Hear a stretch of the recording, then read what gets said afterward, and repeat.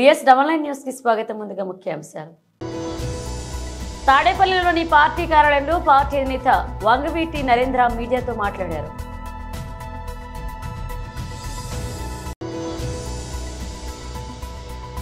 నేరేడ్మెట్ ప్రభుత్వ జూనియర్ కాలేజీలో youth day వేడుకల్లో పాల్గొన్న ఎంపీ ఈటెల రాజేందర్. విచారం వ్యక్తం చేయాల్సిన సందర్భంలోనూ దిగజారుడు రాజకీయాల పంచుమర్తి అనురాధ మీడియా సమావేశం. వారానికి 90 గంటలు పనిపై ఎలాంటి వివరణ, మరింత దిగజారన్న దీపికా పదుకుని. గేమ్ చేంజర్ మూవీలో చిన్న మార్పు, షాక్లో ఫ్యాన్స్. తాడేపల్లి పార్టీ కార్యాలయంలో పార్టీ అధినేత వంగవీటి నరేంద్ర మీడియాతో మాట్లాడారు. దర్శనాని కోసం వచ్చి వైకుంఠానికి వెళ్ళిపోయారనే చాలా బాధ అనిపిస్తుంది. ఇందులో పూర్తి స్థాయిలో నిర్లక్ష్యం, దాని బాధ్యత ముఖ్యమంత్రి చంద్రబాబు నాయుడు గారిది అనేది చాలా చాలా స్పష్టంగా తెలుస్తుంది. ఎందుకంటే ఆయన ఈ యొక్క వైకుంఠ ఏకాదశికి సంబంధించినటువంటిది జాగ్రత్తలు కానీ దాని యొక్క పబ్లిసిటీ విషయంలోనే కానీ ముందుండేది పబ్లిసిటీ విషయంలో అందరికీ తెలుసు. దీనికి ముందుగానే వాళ్ళు క్యూ లైన్లు ఎక్కడిస్తాము, ఎక్కడ పెడతాము, ఏంటిది అని చెప్పని పూర్తి షెడ్యూల్ ఇచ్చారు. ఏమనుభవం ఉందని చెప్పని బిఆర్ నాయుడు గారిని టీటీడీ చైర్మన్గా పెట్టుకున్నారు. మీకు వాళ్ళకు ఉన్నటువంటి లావాదేవీలు ఏంటి? ఆయన మీ గురించి బాకు ఊదారనా, పబ్లిసిటీ బాగా ఇచ్చారనే ఎలక్షన్స్ ముందు? ఇలాంటి ఒక అనుభవం లేనటువంటి వాళ్ళని తీసుకొచ్చి మీరు అలాంటి స్థానంలో కూర్చోబెట్టి మీ పబ్లిసిటీల కోసం, మీ స్వార్థం కోసం ప్రజల ప్రాణాలతో ఎంతకాలం ఆడుకుంటారు? ఇది ఒక చంద్రబాబు నాయుడు గారికి ఇది ఒక హ్యాబిట్యుయేటెడ్ ప్రొసీజర్ అయిపోయింది. ఆయన ఎప్పుడు అధికారంలో ఉన్నా ఆ రోజున గోదావరి పుష్కరాల్లో కూడా వాళ్ళ కుటుంబ పరంగా వచ్చి అక్కడ స్నానం ఆచరించాలంటే ఒక ముఖ్యమంత్రి ఏదన్నా ఒక పవిత్రమైన కార్యం చేస్తే ఎవరి కోసం చేస్తారంటే చేస్తే తన స్వార్థం కోసం చేయాలి, లేదా ప్రజల కోసం చేయాలి. ఇప్పుడు ఆయన చేసిన ఆ పవిత్రమైన స్నానం వలన ఎవరికి లాభం కలిగింది? 23 మంది ప్రాణాలు కోల్పోయారు. ఎంత బాధ అనిపించింది! ఎన్ని కుటుంబాలు ఆ రోజు ఆ యొక్క పవిత్రమైన స్నానం గురించి వచ్చి వాళ్ళు ఆ విధంగా ప్రాణాలు కోల్పోవడం అనేది. పోనీ నీ మీటింగులకు వచ్చిన వాళ్ళకి ఏమన్నా ఎక్కడైనా కూడా సెక్యూరిటీ ప్రాపర్గా ఉంటుందా? వాళ్ళు తిరిగి ఇంటికి వెళ్తారని చెప్పి నమ్మకం ఉందా? మొన్న ఎలక్షన్ల సమయంలో జరిగినటువంటి మీ యొక్క ఎలక్షన్ క్యాంపెయిన్లో పబ్లిక్ బాగా కనిపించని చెప్పి పర్మిషన్ ఒకచోట పెడితే ఇరుకు సందుల్లోకి తీసుకొచ్చి ఈ చంద్రబాబు నాయుడు గారు తన యొక్క పబ్లిసిటీ స్టంట్తో అక్కడ ప్రకాశం జిల్లాలో కందుకూరులో ఒక 8 మంది ప్రాణాలు కోల్పోయారు, గుంటూరు జిల్లాలో ఒక 3 దాకా ప్రాణాలు కోల్పోయారు. వీటన్నిటికీ కూడా ఎక్కడ కూడా ప్రాపర్ ఫుల్ స్టాప్ లేకపోవటం ఏంటంటే ముఖ్యంగా పోలీస్ డిపార్ట్మెంట్ కూడా సుమోటో కింద వీటి మీద కేసు నమోదు చేయకపోవటమే. అందుకే వీటికి ఫుల్ స్టాప్ పెట్టడానికే నిన్న జరిగినటువంటి ఈ యొక్క స్టాంపిడ్కి నేను నేషనల్ హ్యూమన్ రైట్స్ కమిషన్లో ఇదే చంద్రబాబు నాయుడు గారి మీద, ఇదే chairman TTD chairman BR Naidu EO మీద నేను ఆల్రెడీ కంప్లైంట్ చేయడం జరిగింది. వీళ్ల మీద కరెక్ట్ యాక్షన్ తీసుకోవాలని, అట్లానే మినిస్ట్రీ ఆఫ్ హోమ్ అఫైర్స్ అయినటువంటి అమిత్ షా గారికి కూడా నేను దీనికి మెయిల్ పెట్టి ఆయనకి కంప్లైంట్ రాయడం జరిగింది. అట్లానే ప్రెసిడెంట్ ఆఫ్ ఇండియాకి కూడా మేము దీని మీద లెటర్స్ రాసి తప్పనిసరిగా ఈ ప్రభుత్వం యొక్క నిర్లక్ష్య ధోరణిని అడ్డుకోవాలని చెప్పని, ముఖ్యమంత్రిగా ఈ యొక్క చంద్రబాబు నాయుడు ప్రజల యొక్క సంక్షేమం కోసం పనికిరాడని చెప్పని ఆయన్ని ఈ యొక్క పదవి నుంచి దిగిపోవాలని చెప్పని మేము డిమాండ్ చేస్తూ వాళ్ళకి లెటర్లు రాయడం జరిగింది. ఎందుకంటే ఆయన ఏదైనా కానీ అధికారంలోకి వచ్చే ముందు చేసేటువంటి పబ్లిసిటీ ఒకటి.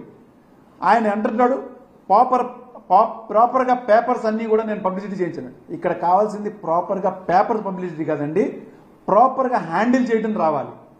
నేరేడ్మెట్ ప్రభుత్వ జూనియర్ కాలేజీలో యూత్ డే వేడుకల్లో ఎంపీ ఈటెల రాజేందర్ పాల్గొన్నారు. ఆయన అతి తక్కువ కాలంలో బతికింది కొద్ది రోజులే. అందుకని అంటూ ఉంటారు, కాకి వలె 1000 ఏళ్ళు విలువలేని బతుకు కన్నా, కాకి వలె 1000 ఏళ్ళు విలువలేని బతుకు కన్నా సమాజ హితం కోసం, ప్రజల కోసం ఎంతకాలం నేను జీవించినవాడు కాదు, ఎంత ముద్ర వేయగలిగినవని చెప్పేదే ఇంపార్టెంట్. కాబట్టి ఆ ముద్ర వేసిన మహనీయుడు వివేకానందుడు. అతి తక్కువ కాలంలో, చిన్న వయసులో. మూడవది, మనల్ని చాలా అవుట్డేటెడ్, పురాతనమైన అని మళ్ళా భావిస్తారు. మన భారతీయ సంస్కృతిని, భారతీయ సాంప్రదాయాల్ని, భారతీయ పండుగల్ని, భారతీయ పద్ధతులను చూసి ఈ పాశ్చాత్య దేశాలు ముక్కు మీద వేలేసుకుంటాయి. వీళ్ళేంది, బతుకమ్మలేంది, బోనాలేంది, దేవుళ్ళేంది, గిన్ని దేవుళ్ళేంది, ఇట్లా అనుకుంటారు వాళ్ళు. ఆ దేశాలలో అట్లాంటి కల్చర్. అంటే మన పాశ్చాత్య నాగరికతే గొప్పదని చెప్తున్న రోజులలో కాదు మీది గొప్పది, మాదే గొప్పదని చెప్పి ప్రవచించిన మహనీయుడు వివేకానందుడు. మా సంస్కృతే గొప్పది, మా సాంప్రదాయాలు గొప్పదని. ఇవన్నీ నడవంతరాలు వచ్చినాయి. మీకు తెలుసో మీకు అమెరికా ఖండం ఎప్పుడు కనుగోబడ్డది, చరిత్ర అంతా కూడా మీరు చూస్తూ ఉంటారు. అందుకని ఇవాళ మూలవాసులు ఇవాళ భారతదేశం ఈ ఎల్లలు కరెక్ట్ కావు, ఈ బౌండరీస్ కరెక్ట్ కాదు. ఒకనాడు ప్రపంచానికే విశ్వగురువుగా వల్లిదిల్లిన దేశం భారతదేశం, ప్రపంచానికి విశ్వగురువు. కానీ మధ్యలో విదేశీయుల దండయాత్రలతో మన సంస్కృతి పోయింది, మన సాంప్రదాయాలు పోయినాయి, మన గుళ్ళు విధ్వంసం చేయబడ్డాయి, అనేక రకాల బాధలు అనుభవించింది భారతదేశం. వందల సంవత్సరాలు విదేశీ పాలకుల యొక్క పదగట్టల కింద నలిగింది ఈ భారతదేశం. అలాంటి భారతదేశం వల్ల వివేకానందుని అనేక మహనీయుల యొక్క స్ఫూర్తితోటి నా దేశానికి, నా దేశ ప్రజానికానికి స్వేచ్ఛ కావాలి, స్వతంత్రం కావాలి, ఇది ఎవరినో అడుక్కుంటే వచ్చేది కాదని చెప్పి, అడుక్కుంటే వచ్చేది కాయో పండో మాత్రమే, కానీ పోరాడితే వచ్చేది స్వతంత్రం అని చెప్పి వారి స్ఫూర్తితో కల్పించింది దేశం. ఎంతమంది మహనీయులు, ఎంతమందిని కోల్పోయినాం. మన ఇలా చాలామందికి పిల్లలకి చరిత్ర ఎందుకు ఇవాళ అంత కంప్యూటర్ సైన్స్ మీద పోవచ్చు, కానీ గతం లేకుండా వర్తమానం లేదు, వర్తమానం లేకుండా రేపు భవిష్యత్తు లేదు. గుర్తుపెట్టుకోండి. కొంతమంది అంటూ ఉంటారు చరిత్ర, ఎస్ మీ తాత గొప్పవాడైతే ఇవాడికి చెప్పుకుంటాం మా తాత గొప్పవాడని చెప్పి. చరిత్ర అది. మేము వాళ్ళకు వారసులమని చెప్తాం, మనం మాదిగా వంశం అని చెప్పుకుంటాం మనం. విచారం వ్యక్తం చేయాల్సిన సందర్భంలోని దిగజారుడు రాజకీయాలంటూ విమర్శించారు పంచమర్తి అనురాధ. ఉత్తరాంధ్రాన్ని ఉద్ధరిస్తాను అని చెప్పిన ఈ జగన్మోహన్ రెడ్డి ఉత్తరాంధ్రాన్ని చీకటి అడ్డాగా మార్చిన పరిస్థితి అందరికీ కూడా తెలుసు. దోపిడీలకి అడ్డాగా మార్చేశాడు. కానీ తను మాత్రం ఉత్తరాంధ్రలో 500 కోట్లు పైన ప్యాలెస్ కట్టుకున్న ఈ వ్యక్తి ఉత్తరాంధ్రాన్ని అన్ని రకాలుగా నాశనం చేస్తే ఖచ్చితంగా ఉత్తరాంధ్రాన్ని ఉద్ధరించాలి అనే ఉద్దేశంతో కూటమి ప్రభుత్వం, ముఖ్యంగా నారా చంద్రబాబు నాయుడు గారు మరి వారి యొక్క కృషితో 2,08,000 కోట్ల పెట్టుబడులు తీసుకురావటమే కాకుండా ప్రధానమంత్రిగా ఉన్న నరేంద్ర మోడీ గారి చేత శంకుస్థాపన కార్యక్రమం వైజాగ్లో చేపట్టిన తరుణంలో ఈ సంఘటన తిరుపతిలో ఈ దురదృష్ట సంఘటన చోటు చేసుకుంది.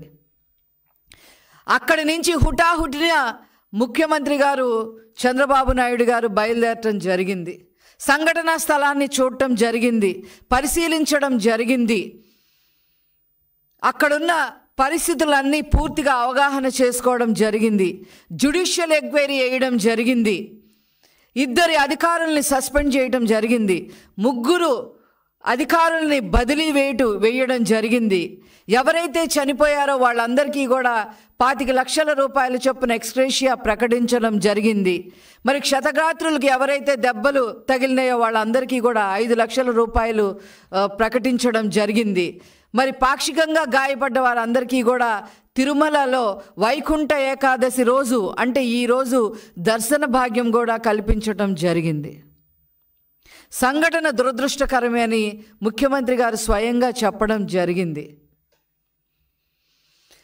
ఇన్నిటి మధ్య ఇదంతా జరుగుతుంటే శవాల మీద పేలాలు ఏలుకోవాలి అనే ఉద్దేశంలో మరి Jaganmohan Reddy followed by YCP నాయకులు, ముఖ్యంగా ఫాలోడ్ బై రోజా ఏం చేద్దామని చెప్పి బయలుదేరారు. ఇష్టం వచ్చినట్టుగా మాట్లాడుతూ ఉన్నారు. మీరు తెలుసుకోవాల్సిన విషయం ఒకటే ఉంది, అది అనుకోకుండా ఆ సంఘటన జరిగింది. కానీ మీ హయాంలో తెలిసి కొన్ని సంఘటనలు జరిగినాయి.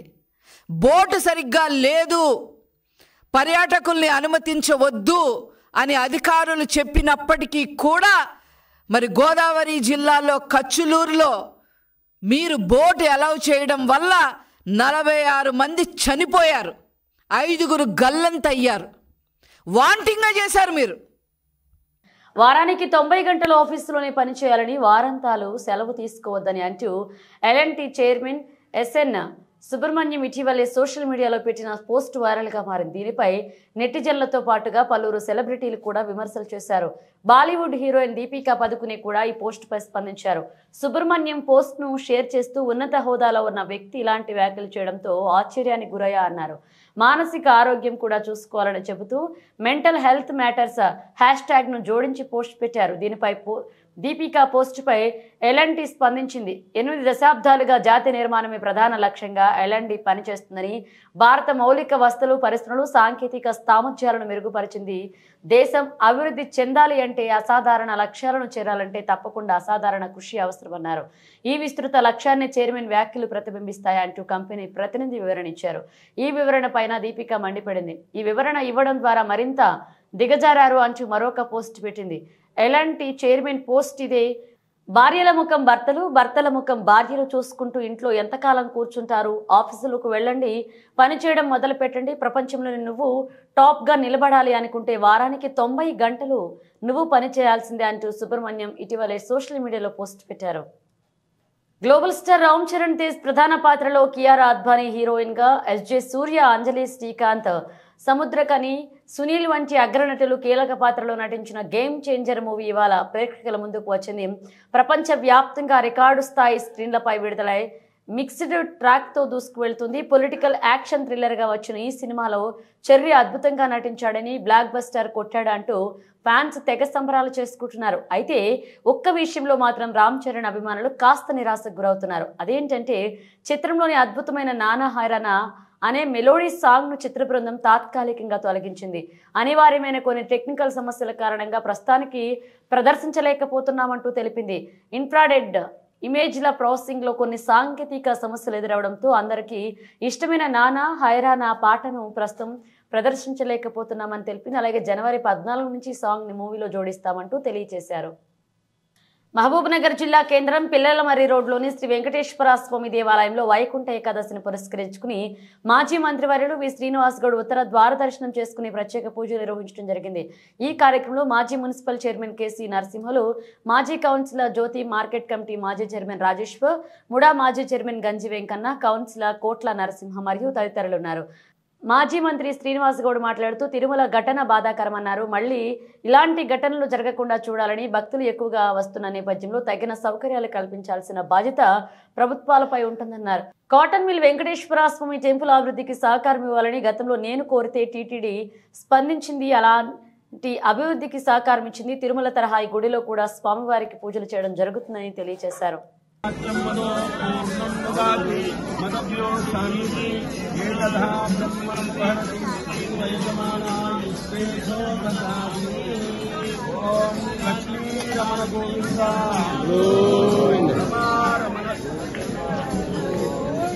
మనకు కరెంటు పోయి నీళ్లు లేకుండా 3 రోజులైంది.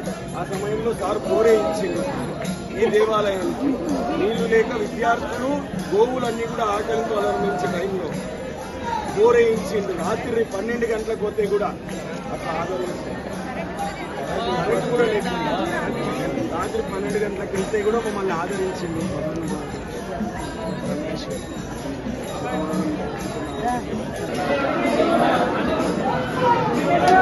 వెనక్కి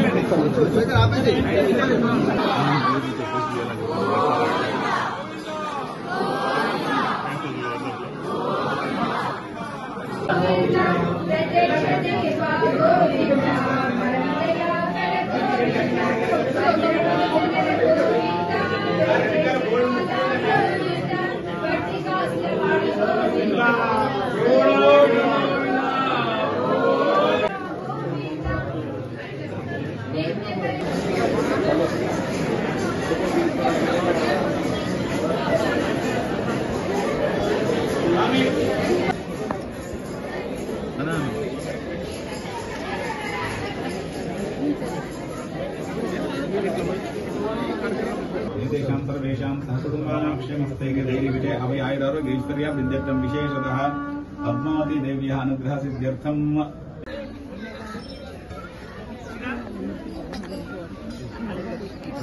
వైకుంఠ ఏకాదశి సందర్భంగా మహబూబ్నగర్ మరియు రాష్ట్ర ప్రజలందరూ కూడా శుభాకాంక్షలు. చాలా మంది తిరుపతికి వెళ్తారు. ప్రతి జిల్లాలో ఇంచుమించు ప్రతి మండల కేంద్రాల్లో కూడా వెంకటేశ్వర స్వామి దేవాలయాలు ఉంటాయి. తెలంగాణలో పుట్టిన ప్రతి బిడ్డ దాదాపు అందరూ కూడా తెలంగాణలో ఇక్కడనే తిరుపతి వెంకటేశ్వర స్వామి దగ్గరనే సమర్పిస్తుంటారు. అలాంటి దైవం వెంకటేశ్వర స్వామి కళ్యాణ మంటపాలు ఇంకా ఎన్నో కార్యక్రమాలు తెలంగాణ ప్రాంతంలో టీటీడీ ఆధ్వర్యంలో నిర్వహించడం జరుగుతూ ఉంటుంది. కులదైవమైనటువంటి శ్రీ వెంకటేశ్వర స్వామి బ్రహ్మోత్సవాలు కానీ, వైకుంఠ ఏకాదశి కానీ ప్రతి గుడి దగ్గర తిరుపతి మాదిరిగానే ఇక్కడ కాటన్ మిల్ వెంకటేశ్వర స్వామి దగ్గర కూడా జరుగుతాయి. వేలాది మంది భక్తులు, లక్షలాది మంది భక్తులు మరి దర్శనం చేసుకొని భగవంతుని ప్రార్థించి అందరూ బాగుండాలి, అందరము అభివృద్ధి చెందాలి అని చెప్పి ప్రతి కుటుంబం బాగుండాలని చెప్పుకుంటూ ఉంటాం. ఇలాంటి ఇంకా ఎన్నో కార్యక్రమాలు జరగాలని టీటీడీ వారికి కూడా గతంలో నేను వెళ్ళి హైదరాబాద్ నుంచి వెళ్ళినప్పుడు చాలామంది భక్తులు వస్తారు.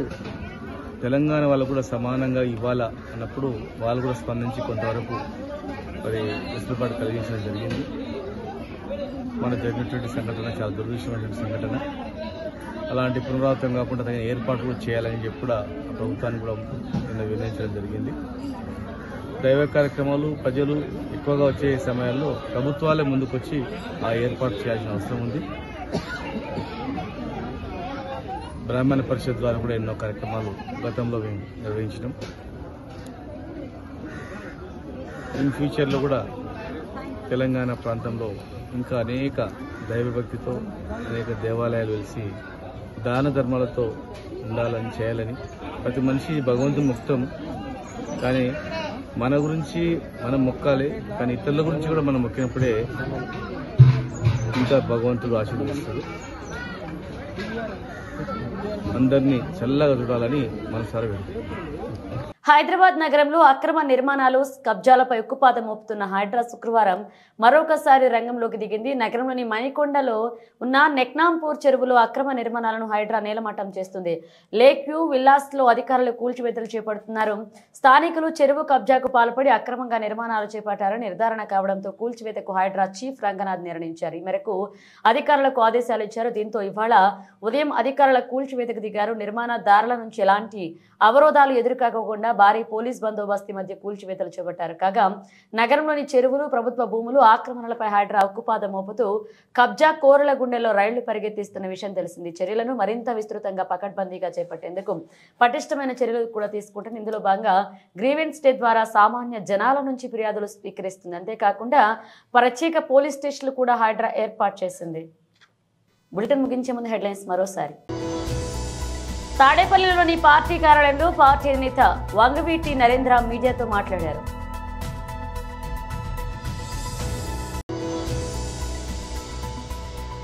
నేరేడ్మెట్ ప్రభుత్వ జూనియర్ కాలేజీలో యూత్ డే వేడుకల్లో పాల్గొన్న ఎంపీ ఈటెల రాజేందర్.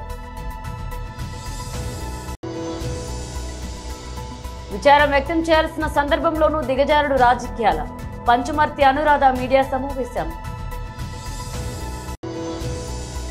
వారానికి 90 గంటలు పనిపై ఎలాంటి వివరణ, మరింత దిగజారన్న దీపికా పదుకుని. గేమ్ చేంజర్ మూవీలో చిన్న మార్పు, షాక్లో ఫ్యాన్స్. ఇవి బులెటిన్ అప్డేట్స్. మరిన్ని అప్డేట్స్తో మళ్ళీ కలుద్దాం.